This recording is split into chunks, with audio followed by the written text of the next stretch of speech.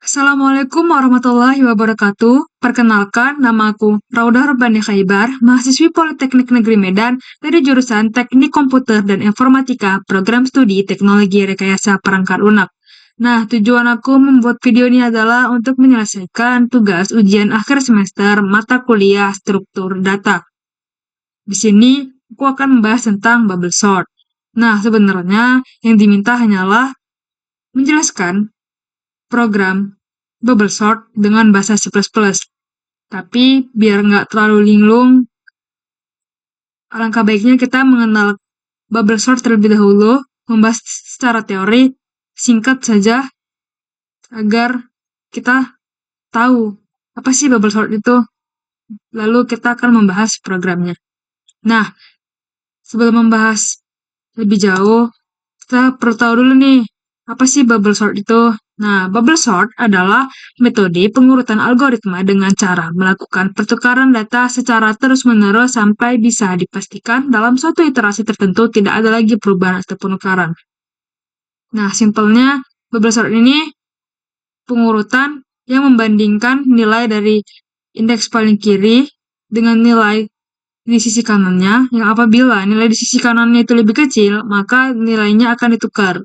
Nah, pengurutan dan perbandingan ini dilakukan hingga posisi indeks terakhir. Dan bubble sort ini merupakan pengurutan yang paling sederhana jika dibandingkan dengan sorting yang lain, seperti insert atau selection. Nah, contoh penerapan bubble sort. Di sini kita punya data. Urutkan data di bawah ini. 5, 2, 1, 4. Di sini kita memiliki data acak.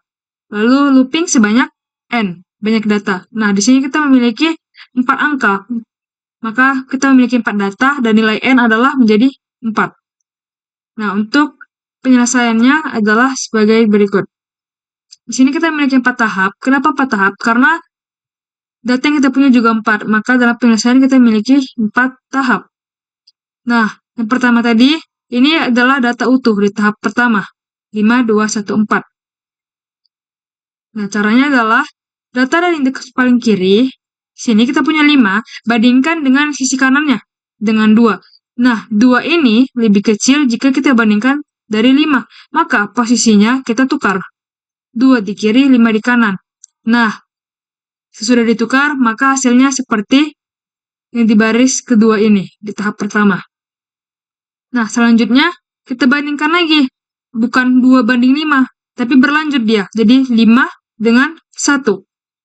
Nah, 1 ini lebih kecil dari 5, maka kita tukar posisinya. 1 di sebelah kiri, 5 di sebelah kanan. Oke, jika sudah ditukar, hasilnya seperti yang di bawah. Nah, lanjut lagi. Di sini, kita bandingkan 5 dengan 4. 4 lebih kecil dari 5, maka kita tukar posisinya. Nah, jika sudah ditukar, hasilnya seperti paling akhir ini, di baris paling terakhir. Nah, di sini kan, di 5 kan sudah terakhir. Tidak ada lagi data setelah 5, maka kita tidak akan membandingkan 5 dengan siapapun.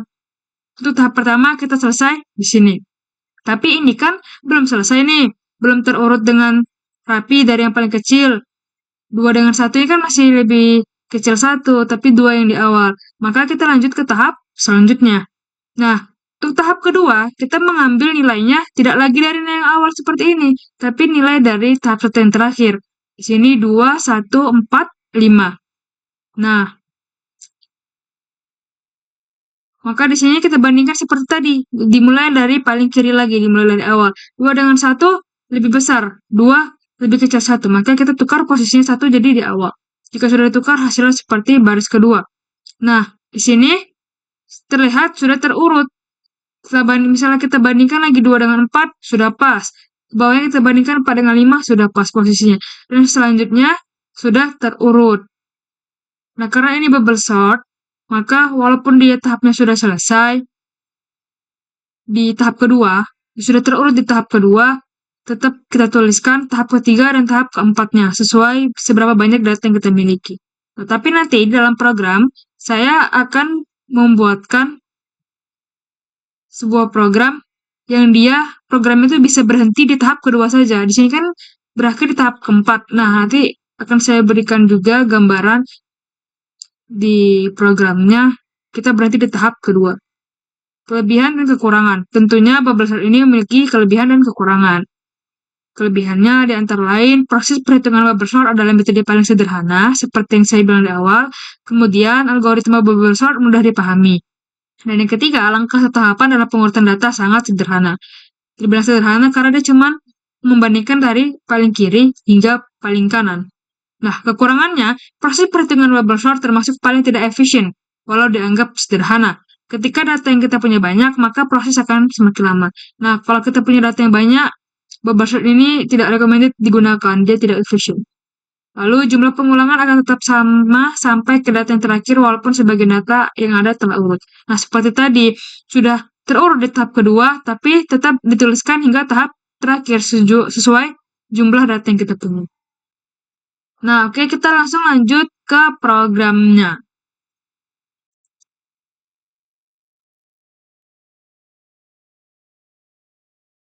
Nah, di sini kita sudah memiliki file baru dengan extension C++. Nah, di sini juga saya sudah memiliki struktur utama. Saya menggunakan library iStream dan menggunakan namespace std. Nah, dari data yang kita miliki pada teori sebelumnya, saya ingin simpan data-data tersebut di dalam sebuah array. Di sini saya gunakan variabel x. Nah, untuk array-nya saya tuliskan dalam bentuk berikut. Nah, tadi nilai yang kita punya adalah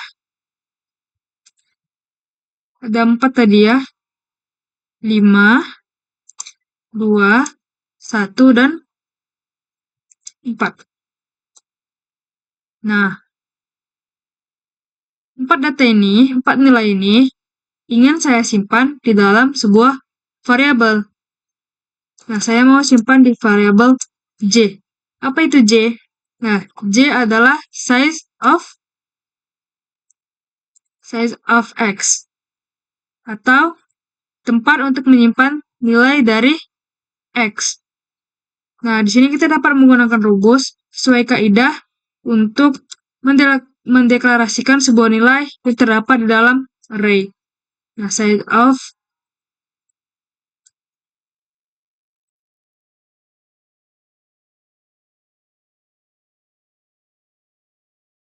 Nah, maka sini jika kita coba cetak J,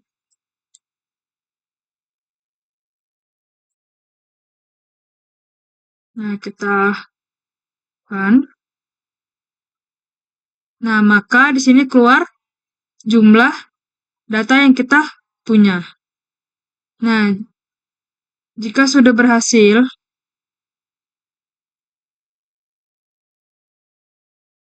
nah kemudian kita lakukan perulangan for. Sini saya gunakan variabel i. Nilai i adalah 0. Nah, kenapa 0? Karena di sini nanti kita akan mulai mendeklarasikan dari indeks ke 0. Karena array itu kan dimulai dari indeks 0, maka di sini nilai i adalah 0. Nah, apabila nilai i lebih kecil dari j,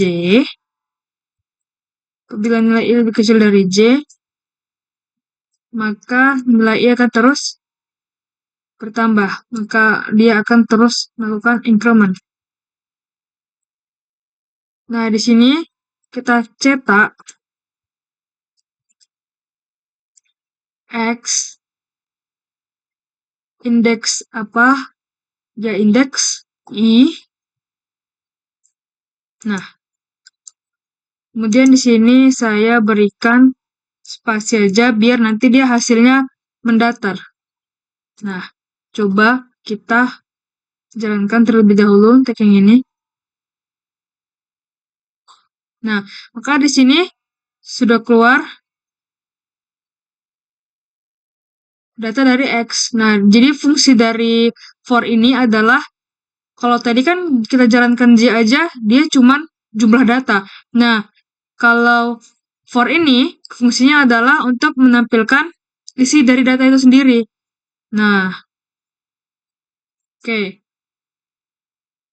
Nah, jadi kan udah keluar tuh tadi angkanya. Nah, kita kan itu pengen tahu tuh 5, 2, 1, 4 tuh sih nilai dari siapa sih? Nah, maka di sini saya ingin memperjelas kalau data tadi adalah milik dari X.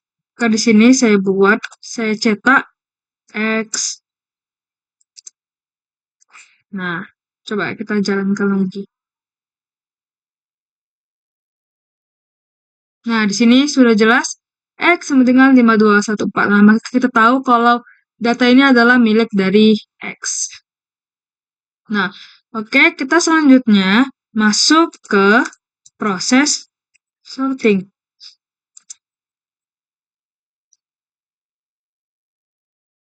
Nah, kita di sini menggunakan for, gunakan variabel A. Nah, jadi perolangan yang ini fungsinya itu untuk mengurutkan datanya. Apabila A sama dengan 0, A lebih kecil dari J, maka A akan terus melakukan increment. Nah, di sini kita juga melakukan perolangan lagi. Nah, perolangan ini berfungsi untuk apabila ada data yang belum belum terurut, dia akan melakukan proses pengurutan terus-menerus. Nah, di sini saya pakai variabel B sama dengan 0. B lebih kecil dari J, maka B akan increment. Nilainya akan terus bertambah. Nah, tapi di sini tuh ada masalah kalau kita masih lanjut dengan nilai yang ini. Kenapa? Nah, di sini kan misalnya nih ini nilai B kan adalah 0 dari indeks ke 0, nilai B ada 5. Maka tadi dia kan dibandingkan dengan data berikutnya. Jadi maka nanti kita membandingkan 5 dengan 2. Nah, gitu kan? Nah, selanjutnya misalnya nilai B adalah 1, nah maka kita membandingkan yang di indeks 1 dengan indeks kedua, membandingkan 2 dengan 1. Berlanjut, apabila B sama dengan 2, maka kita membandingkan indeks ke-2 dengan indeks ke-3. Nah, jika B sama dengan 3, nah 4 ini posisi di indeks ketiga, nilai 4 ini kan tidak ada lagi yang bisa kita bandingkan dengan data berikutnya. Nah, maka biar perbandingan tadi stop di indeks ke-3, di indeks kedua, berhenti di 1 ini aja, kan terakhir cuma 1 dibandingkan dengan 4 nih, 4 habis itu udah nggak ada data lagi. Nah, biar stop di 1, maka pada J ini kita kurang 1. Nah, biar dia perbandingannya hanya stop di indeks kedua saja.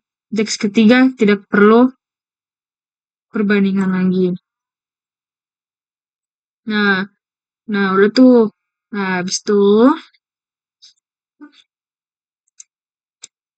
jika X indeks B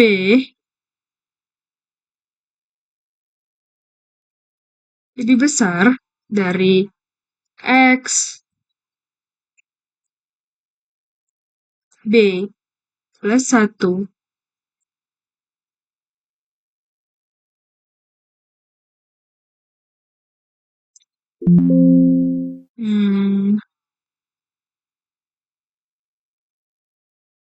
nah,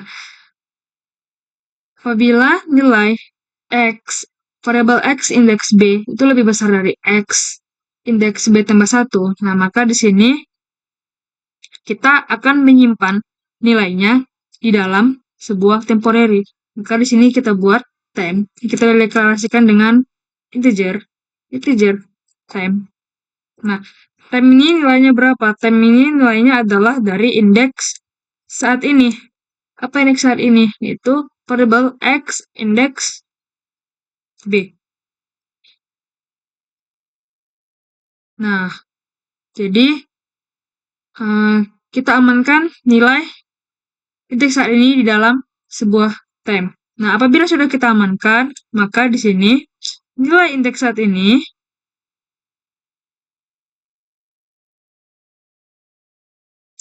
sama dengan X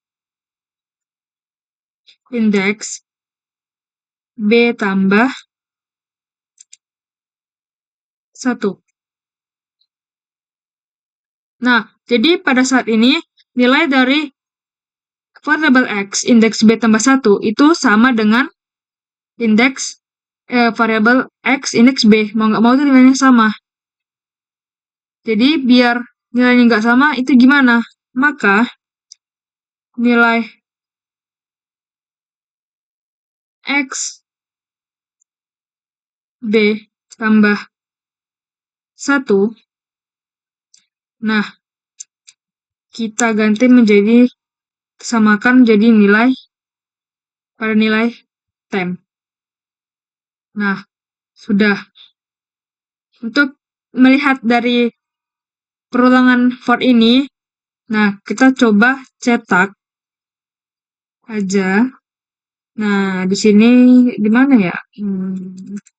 Iya deh, di sini aja. Nah, sini saya buat dulu si out and line biar dia ada jaraknya. Nah, lalu di sini saya buat tahap.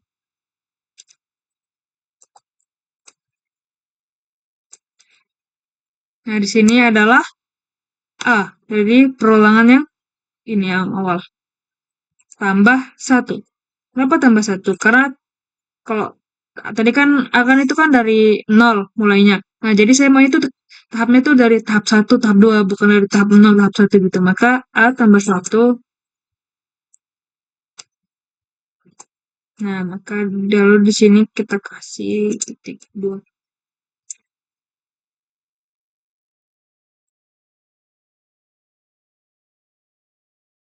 Nah, lalu di sini kita melakukan iterasi perulangan for variabel sini kita gunakan variabel C sama dengan 0.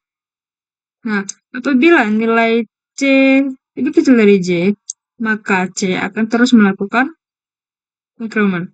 Nilainya akan terus bertambah.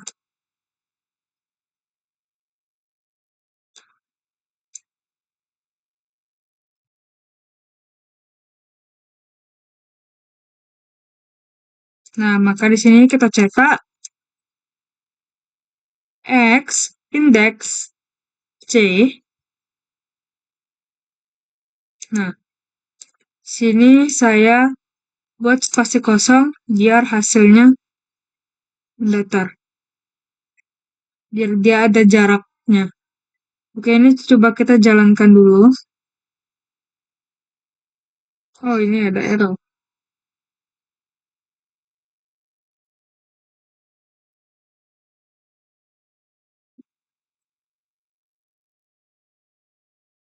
Nih, seharusnya ini titik 2. Coba kita jalankan lagi. Nah, di sini sudah ada tahap 1, tahap 2, tahap 3, tahap 4. Nah, jika sudah, di sini saya ingin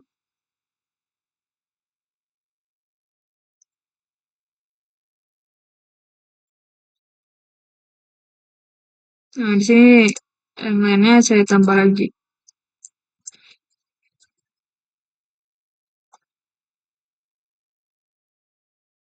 Nah, kan sudah dapat untuk tahap, maka kan lebih seru kalau kita lebih bagus ada kelihatan hasil. Maka di sini saya cetak dulu Line.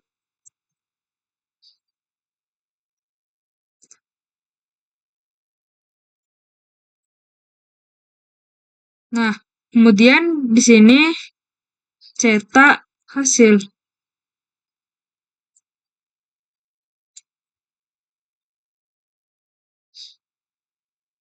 Nah, untuk hasil sini kita menggunakan for int a sama dengan 0 apabila a lebih kecil dari j, maka a akan terus melakukan penambahan nilai.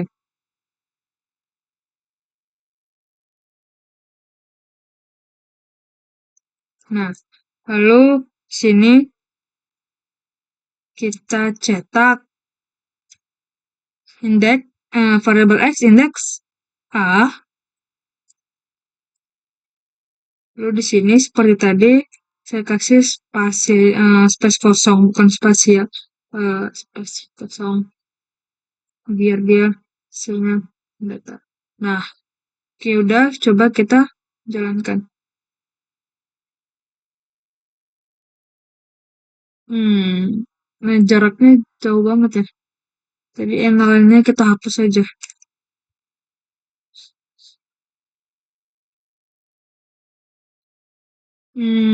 Oh, di sini aja kita kasih untuk spasinya dia berjebak.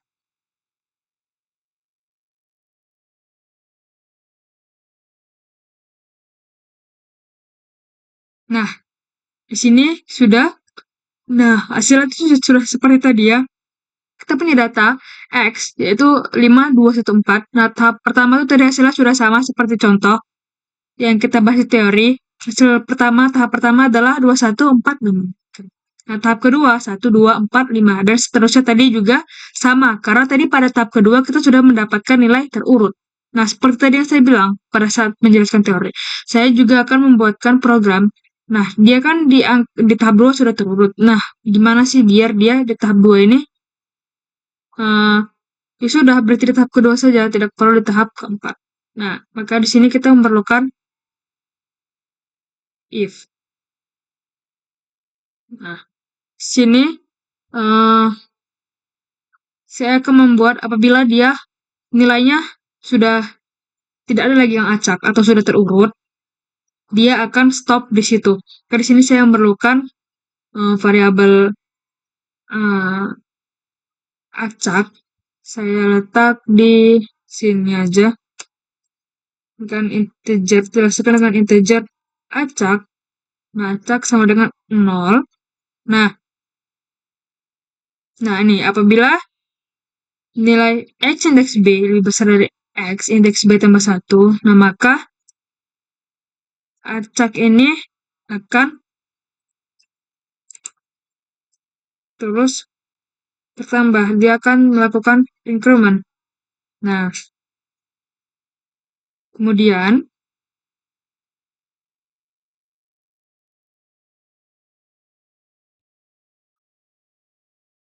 jika acak